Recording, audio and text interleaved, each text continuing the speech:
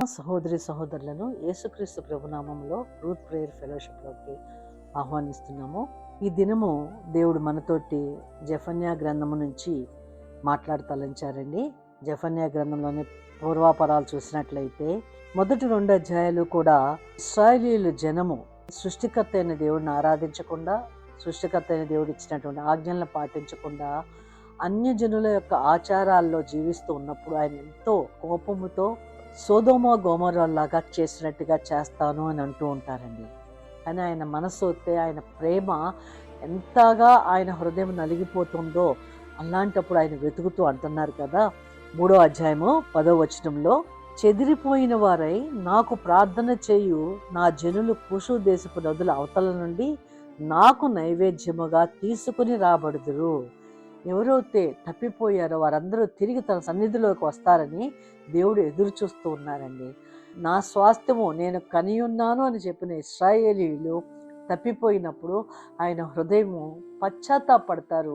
సృష్టికర్త అయిన దేవుడు తండ్రిగా తన బిడ్డలు తప్పిపోయినప్పుడు ఎలా వేదన పడతారో ఆ విధంగా దేవుడు కూడా వారి కొరకు అన్యజనుల ఆచారాల్లో కొట్టుకుపోతూ నలిగిపోతారే అని బాధతో ఉంటారండి. దేవుడు వేదన చెందుతారు. అప్పుడు వాళ్ళు వస్తూ ఉన్నప్పుడు ఆయన అంటున్నారు కదా, వాళ్ళు తిరిగి తన దగ్గరికి వాళ్ళ తప్పు తెలుసుకుని వచ్చినప్పుడు నా జనులు కూషు దేశపు నదుల అవతల నుండి నాకు నైవేద్యముగా తీసుకుని రాబడుదురు.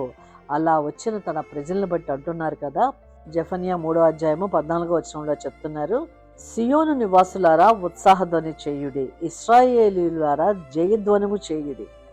17వ వచనం ద్వారా మనతో మాట్లాడతాలంచారండి. ఆయన అంటున్నారు, నీ దేవుడైన యెహోవా నీ మధ్య ఉన్నాడు. అనగా వారు ఆ అన్యజనుల ఆచారాలని తప్పించుకుని వచ్చి తనను ఆరాధిస్తున్నప్పుడు ఆయన హృదయము ఏ విధంగా ఉందో అంటున్నారు. నువ్వు నలిగిపోయిన స్థితిలో ఉన్నావా? మనము కూడా సృష్టికర్త అయిన దేవుడిని తెలియక ఇన్ని రోజులు కూడా మనం దూరంగా ఉన్నాం. ఇప్పుడైతే సర్వశక్తిమంతుడైన దేవుడై ఉన్నాన్ని మనం గ్రహించుకొని ఆయన సన్నిధిలోకి వచ్చి ఉన్నాం కనుక ఆనాడు ఇశ్రాయేలీయులతో ఏదైతే మాట్లాడారో ఈ దినమున మనతో కూడా అదే మాట చెబుతున్నారండి.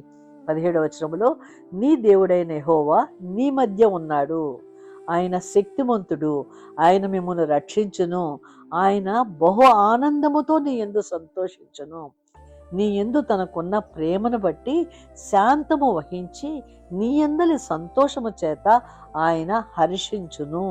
నీ యందు తనకున్న ప్రేమను బట్టి శాంతము వహించి, అనగా మనలో ఎటువంటి తప్పులు పొరపాట్లు ఉన్నా కూడా తనకున్న ప్రేమను బట్టి నేను శాంతం వహిస్తాను అని అంటున్నారు. ఎందుకంటే మనం రక్షణ పొందాం, దేవుణ్ణి తెలుసుకున్నాం, క్రీస్తుని తెలుసుకున్నాం, క్రీస్తు ఏమై ఉన్నారో గ్రహించుకున్నాం. కానీ ఆయన యొక్క చిత్తములో ఆయనకి ఇష్టలుగా మనము నడవాలి అంటే మనం ఒక్క రోజులో మనం మారిపోలేం. కనుక మన దైనందిన జీవితంలో మన ఇష్టం వచ్చినట్టుగాను లేదా వాక్యానుసారమైన జీవితం మనలో లేకపోయినా ఆయన మనల్ని బట్టి మనము తనని తెలుసుకుని దేవుని సన్నిధిలోకి వచ్చారనే ప్రేమతో చెబుతున్న మాటలండి.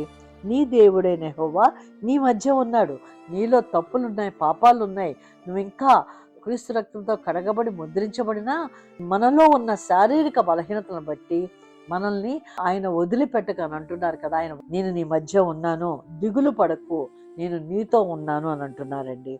అంతేకాకుండా ఆయన శక్తిమంతుడు, ఆయన మిమ్మల్ని రక్షించును, అనగా మనం ఎదుర్కొన్న ప్రతి పరిస్థితిలోనూ ఆయన మనల్ని కాచి కాపాడుతాను అంటున్నారు. అంతేకాకుండా ఆయన బహు ఆనందముతో నీ యందు సంతోషించును.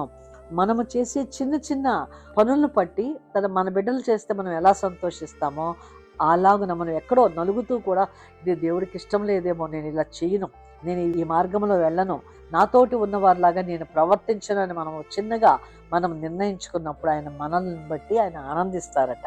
అంతేకాకుండా ఆయన బహు ఆనందముతో నీ యందు సంతోషించును, నీ యందు తనకున్న ప్రేమను బట్టి శాంతము వహించి నీ యందలి సంతోషము చేత ఆయన హర్షించును. మనల్ని బట్టి ఆయన సంతోషిస్తారట. మన జీవితంలో మనం చేస్తున్నటువంటి మన క్రియలను బట్టి ఆయన హర్షిస్తారట, అంటే ఆనందిస్తారు అని దేవుడు ఇక్కడ వాక్యంలో సెలవిస్తున్నారు. ఎప్పుడైతే ఆయన మనలో ఉన్న నీతిని చూసి ఆయన మార్గంలో నడవాలని మనం పడుతున్నటువంటి తపన ప్రయాసను చూసి ఆయన మనలో ఆనందిస్తున్నానని జెఫన్యా 3:17 ద్వారా దేవుడి విధానం మీతోనూ నాతోనూ సంభాషిస్తున్నారండి. మనము ఆయన మార్గంలో నడవాలని ఆయన ఎదురు చూస్తున్నారు కనుకనే ఆనాడు ఇశ్రాయేలీయులు తప్పిపోయి ఎలాగైతే తిరిగి మరలా తన దగ్గరకు వచ్చారో, ఒక నైవేద్యముగా తీసుకుని రాబడ్డారో, ఈ దినమున మీరు నేను కూడా ఆయన సన్నిధానంలోకి ఒక నైవేద్యముగా మనల్ని మనం అప్పగించుకుని, ప్రభా నీ చిత్తంలో నేను నడుస్తాను, నీకు ప్రియముగా నేను ఉంటాను అని మనం ఎప్పుడైతే పలుకుతూ ఉన్నప్పుడు, ఎక్కడో మన జీవితంలో పొరపాట్లు ఉన్నా కూడా ఆయన మన యందు హర్షిస్తారు. ఆయన మన మధ్యన ఉన్నాను సెలవిస్తున్నారు. మరి దేవుడి వాక్యమును దీవించునుగాక. మన ఇష్టం వచ్చినట్టుగా మనం జీవించిన తిరిగి ఆయన సన్నిధిలోకి వచ్చినప్పుడు, తిరిగి ప్రభా మా వల్ల తప్పైంది, మేము నీ రక్తంతో కడగబడి ముద్రించబడ్డాము, అయినా మేము ఈ లోకరీతిలోకి వెళ్ళిపోయాం దేవా, సొదొమ గొమొర్రా లాంటి పరిస్థితుల్లో మేము పడిపోకుండా మమ్మల్ని కాపాడావు అని మనం ప్రార్థన చేద్దామండి. మన పరిస్థితుల్లోంచి ఆయన బయటికి తీసుకురాగలిగిన సమర్థుడైన దేవుడు కనుక, నా చెవులు మందము కాలేదు, నా చేతులు కురచ కాలేదు అని దేవుడి దినాన్న సెలవిస్తున్నారు. మన చుట్టూతో ఉన్న ప్రపంచమంతా కూడా సొదొమ గొమొర్రా లాంటి ప్రపంచ వైఖరిలోనే, ఆ దినములలో ఏ వైఖరితో వాళ్ళు జీవించారో, ఈ దినమున మన చుట్టూతో ఉన్న వాతావరణం అలాగే ఉందండి. కానీ మనము ఆ యొక్క మురికిలో పడిపోకుండా మనల్ని మనం కాపాడుకోవటానికి ఆయనకి నైవేద్యంగా మనల్ని మనమే అప్పగించుకుంటూ ప్రార్థన చేసి ముగించుకున్నామండి. సర్వశక్తివంతుడైన దేవ, జీవాధిపతి, మమ్మల్ని కాచి కాపాడే దేవుడిగా ఆయన మీ హస్తమును మాకు తోడుగా ఉంచి ఈ వారమంతయు కాచి కాపాడమని యేసు నామములో ప్రార్థించి వేడుకొంచున్నాము తండ్రి. ఆమేన్. వాక్యం వింటున్నటువంటి సహోదరి సహోదరులకు ఏదైనా ప్రార్థన అవసరం ఉన్నట్లయితే డిస్క్రిప్షన్లో ఉన్నటువంటి ఫోన్ నెంబర్కి ఫోన్ చేయండి. మీకు ప్రార్థనా సహాయం అందించగలము.